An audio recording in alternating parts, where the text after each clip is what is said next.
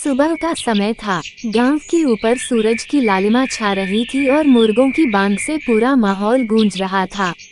उसी गांव में रामदास नाम का एक किसान रहता था, जो अपनी ईमानदारी और मेहनत से जीवन बिताता था।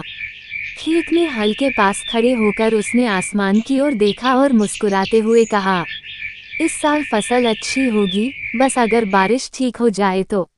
लेकिन कुछ ही दिनों बाद आसमान में काले बादल छा गए।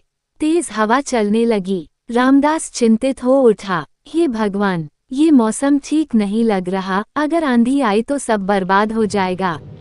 गांव वाले भी घबराकर इधर उधर बातें करने लगे। फिर तेज बारिश शुरू हो गई। बिजली चमकने लगी और खेत पानी से भर गए। माथे पर हाथ रखकर रामदास दुखी स्वर में बोला, मेरी फसल डूब रही है, सारी उम्मीदें टूट गईं। कई महीनों की कड़ी मेहनत के बाद भी उसकी पूरी फसल नष्ट हो चुकी थी। रामदास मायूस होकर घर के बाहर बैठा था। तभी गांव के बुजुर्ग उसके पास आए और बोले, बेटा, हर मुसीबत के बाद नया रास्ता मिलता है। मेहनत और विश्वास कभी व्यर्थ नहीं जाते। रामदास ने आंखें झुका ली और बोला, लेकिन मेरे पास पैसे नहीं हैं, बीज नहीं है, खेत भी पानी से खराब हो गए। बुजुर्ग ने उसके कंधे पर हाथ रखते हुए कहा, चिंता मत कर, हम सब मिलकर तुम्हें बीज और खाद देंगे।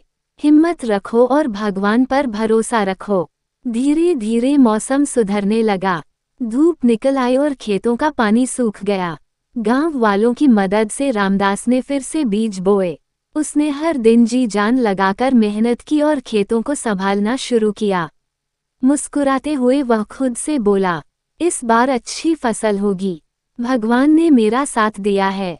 कुछ महीनों बाद खेतों में हरी भरी फसल लहराने लगी।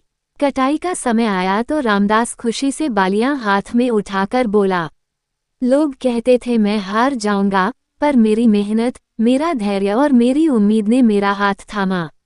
गांव वाले तालियां बजाने लगे और रामदास की मेहनत का जश्न मनाने लगे। वाचक की आवाज गूंजी। रामदास ने ये सीख ली कि किस्मत बदलने का रास्ता मेहनत, धैर्य और विश्वास से होकर ही जाता है।